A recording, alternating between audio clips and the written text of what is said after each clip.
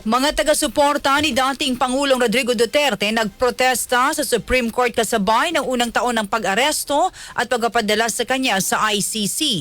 Detalye ng balitang niya mula kay Rajuman Jairus Peña, Florida. RMN Live Report! Nagsagawan ng programa ang mga taga-suporta ni dating Pangulong Rodrigo Duterte sa harapan ng Korte Suprema ngayong Miyerkules ng hapon. Kasabay ito ng unang taon ng pag-aresto kay Duterte at pagpapadala sa kanya sa International Criminal Court.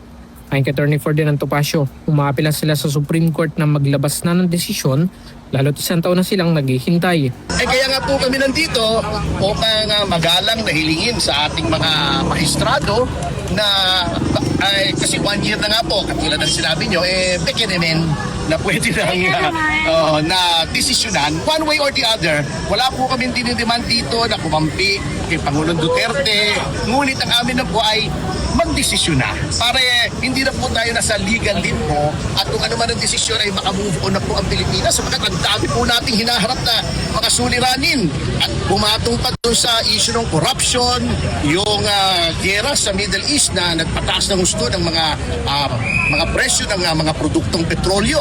So dapat hindi maipon to, unti-unti malutas ang problema. Kabilang sa mga grupong nakaisa sa kilos protesta ang Citizens Crime Watch, habang dumating din ang mga taga-suporta ni Vice President Sara Duterte. Hinihiling ng mga ito sa mga maestrado na umaksyon para mapauwi sa bansa ang dating Pangulo.